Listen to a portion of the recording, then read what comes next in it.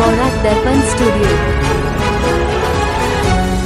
নমস্কার, নিউজ বরাক দর্পণ স্টুডিও থেকে আমি সঞ্জন কুমার প্রবেশিত আবারও চলে আসছি নিউজ রুমে।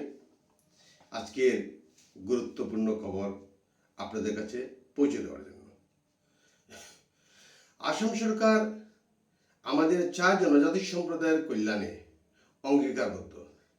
1 অক্টোবর থেকে এটিসিএল চা বাগানের শ্রমিকরা প্রতিদিন 250 টাকার উন্নীত মজুরি পাবেন, যা তাদের জীবিকা উন্নয়নে এবং পরিবারের সহায়তায় সহায়ক হবে। অসমের চা শিল্প আমাদের ঐতিহ্যের গর্ব, চাকি হেরিটেজ এর প্রতিফলন। এই শিল্পের সঙ্গে যুক্ত আমাদের শ্রমিক বন্ধুদের প্রতি আমরা সর্বদা দায়বদ্ধ। আসাম সরকারের পক্ষ থেকে স্বর্গীয় মাতঙ্গ সর্বানন্দ সিংহের মৃত্যুবার্ষিকীতে গভীর শ্রদ্ধা জ্ঞাপন করা হয়েছে। বীরত্ব ও আত্মত্যাগের গল্প সর্বদা আমাদের দেশপ্রেমের বাণীতে অনুপ্রাণিত করে। সাংগঠনিক দক্ষতা সম্পন্ন এই বীর ব্যক্তি মাতক জনগোষ্ঠীর মর্যাদা ও আত্মসম্মান রক্ষা করে জাতীয় জীবনের চেতনা জাগিয়ে তুলেছিলেন। কেন্দ্রীয় সড়ক পরিবহন ও মহাসড়ক মন্ত্রণালয় ইতিমধ্যে একটি রিপোর্ট প্রস্তুত করেছে যে যোরহাট মাজুলি সেতু নির্মাণকে অগ্রাধিকার দিয়ে ৬,৮১২ কিলোমিটার দৈর্ঘ্যের 2 লেনযুক্ত রাস্তার জন্য আনুমানিক খরচা ৬০০.৫১ কোটি টাকা বরাদ্দের সিদ্ধান্ত নিয়েছে। 2 বছরের মধ্যে কাজটি সম্পন্ন করতে হবে। তাই মাননীয় কেন্দ্রীয় মন্ত্রী নীতিন গাডকারিকে আসাম সরকারের পক্ষ থেকে আন্তরিক ধন্যবাদ জ্ঞাপন করা হয়েছে। আসামের মুখ্যমন্ত্রী ডক্টর হেমন্ত বিশ্ব শর্মা দিল্লিতে কেন্দ্রীয় মন্ত্রী মাননীয় জেপি নাড্ডাজির সহিত সাক্ষাৎকার চলাকালীন নিম্নলিখিত বিষয়গুলির উপর সহযোগিতা চেয়েছেন। প্রথমত, নামরুবে চলমান ব্রাউনফিল্ডে অ্যামোনিয়া ইউরিয়া প্রকল্পের তৃণমূল পর্যায়ের কাজ দ্রুত সম্পন্ন করার জন্য।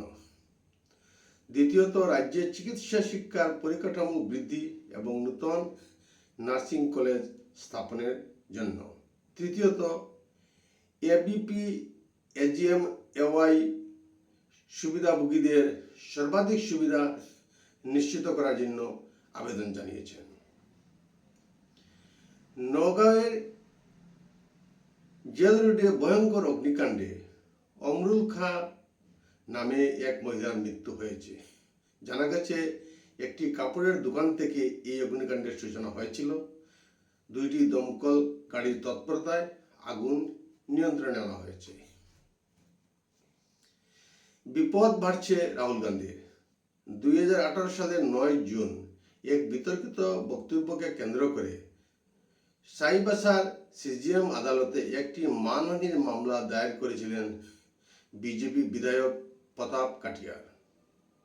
একটি বিশেষ আদালত কংগ্রেস নেতার বিরুদ্ধে জামিন অযোগ্য ওয়ারেন্ট জারি করেছে। তাই আগামী 26 জুন 2025 আদালতে হাজির হতে কড়াভাবে নির্দেশ জারি করেছে আদালত।